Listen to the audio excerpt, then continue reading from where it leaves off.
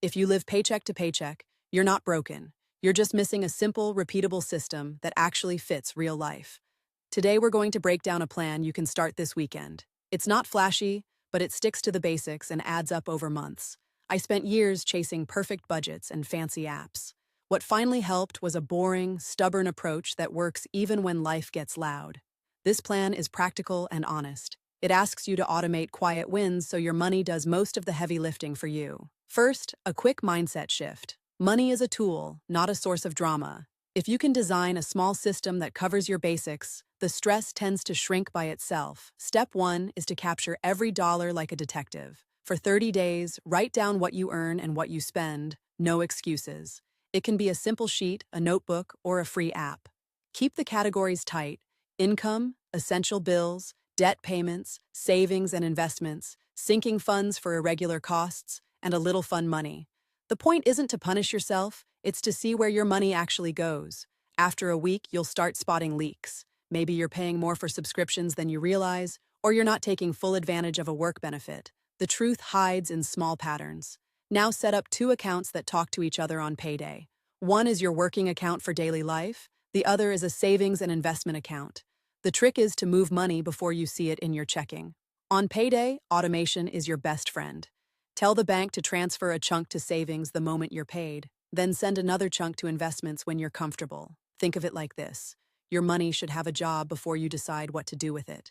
If you wait until the end of the month, there's usually nothing left for savings or growth. Your emergency fund is the backbone here. Start with a tiny target like $1,000 or 1 month of essential expenses if that's easier. Then build to 3 to 6 months over time. To reach that first 1,000 fast, automate a regular contribution from your savings pot. If you can swing $50 a week, great. If not, start with $20 and increase as soon as you can. Sinking funds are next. These are little containers for things that pop up every year or every few months. Car maintenance, annual insurance, gifts, birthday trips. These costs don't surprise you once you've split them out. Name each fund and set a monthly transfer. If you know winter tires cost $500 every 2 years, target about $20 a month into that fund. It's amazing how much peace comes from not getting blindsided.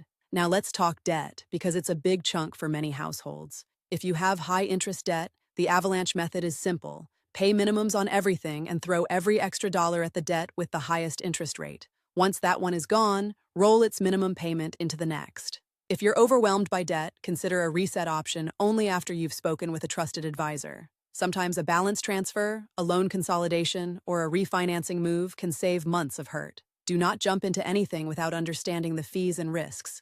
Meanwhile, protect your credit score. Keep credit card balances low, avoid new debt as you restructure, and automate payments so you never miss due dates. A small habit, like paying on time, keeps more doors open than you might expect. Investing becomes real when you treat it like a bill you must pay yourself. Start by getting the employer match if you have one. If your company offers a 401k match, contribute at least enough to get it. It's free money and it compounds. Open a Roth IRA if you don't already have one. Pick a low-cost index fund as the core holding. You don't need to become an expert to start, you just need consistency. Set an automatic contribution to your investment account. If you're starting tiny, that's okay. Even $25 a month can grow into something meaningful with time and patience. Reduce the barriers to investing. Pick a simple fund family with broad diversification and low fees. You'll thank yourself later for avoiding confusion and hesitation. If your budget is extremely tight, you can still start with micro-investing or fractional shares. The principle is to build the habit of regular investing, not to chase big returns immediately. A practical plan: first, match, then invest. Next month, increase the contribution by 1% of your income if you can. Small, steady steps beat big leaps that burn out. Another secret is to separate fun money from essential spending. Give yourself a modest amount of money each week for small pleasures. It reduces the pull of impulse buys and helps you stay on course. Now, where does extra money come from besides cutting expenses? From income growth. Side gigs can be a game changer if you treat them as a system, not a one-off hustle. Choose a skill you already have and test it in a simple way. Offer a service locally or online for a couple of hours a week. The key is to test the market quickly and cheaply, then scale what works. Track the results of any side project. If you love teaching, maybe you start a mini course. If you're handy, you could do small repairs for neighbors. If it feels fun and doable, you'll keep going. Price your services fairly and clearly. Don't rely on discounts to win clients. Build value and communicate it. A consistent price with a reliable schedule creates trust and repeat business. As you add income, funnel the extra into your two accounts. The more you grow, the more you shift toward building wealth, not just paying bills. Now, a note on lifestyle creep. It's common to upgrade your life as you earn more, and that can erase gains. The solution is to raise your savings rate first, then your spending. Build a weekly money date. Set 20 minutes on a fixed day to review your spending, savings, and debt progress. You don't need to be perfect to benefit, you need to stay honest. In this review, look for big versus small wins. If you saved $100 this week, celebrate by moving that amount into your emergency fund or investment account. Small wins compound when you keep showing up. Be mindful of financial myths. One common lie is that you need a perfect plan before you start. The truth is that a decent plan that you actually use beats a perfect plan that never leaves the page. Another myth is that wealth belongs to people with luck or inheritance. The evidence stacks up for ordinary people who automate, cut waste, and invest consistently over years. Here's a practical 90-day action plan you can follow. Day 1, set up 2 accounts and automate transfers. Day 7, finish the 30-day expense log and identify 2 leaks you can close this month. By day 30, have a real emergency fund target and a sinking fund list. Start a Roth IRA if you haven't, and set your first automatic investment. Also, arrange a meeting with your budget to review debt progress. By day 60, you should know exactly how much you're saving and investing each month. If you can, push a bit more into your debt payoff or your investments. Keep the momentum by counting small, consistent wins. By day 90, you'll feel a difference in your daily life. The money is not a mystery anymore. It's a set of choices you automate and monitor. If you're not there yet, adjust a few numbers and keep moving. Patience is part of the system. Wealth isn't built in a month or two. It grows when you show up for the long haul, repeatedly and calmly. A warning about perfectionism. If you wait for the perfect budget, you'll miss the real wins you get from doing something, anything, consistently. Perfect is a myth. Consistent progress is real. So what does a typical week look like now? You'll check in on spending, review the sinking funds, and confirm automated transfers. You'll tweak only the tiny bits that don't work, not the whole plan. Your friends might ask if this is too strict. It isn't about restricting life, it's about freeing yourself from the anxiety of money.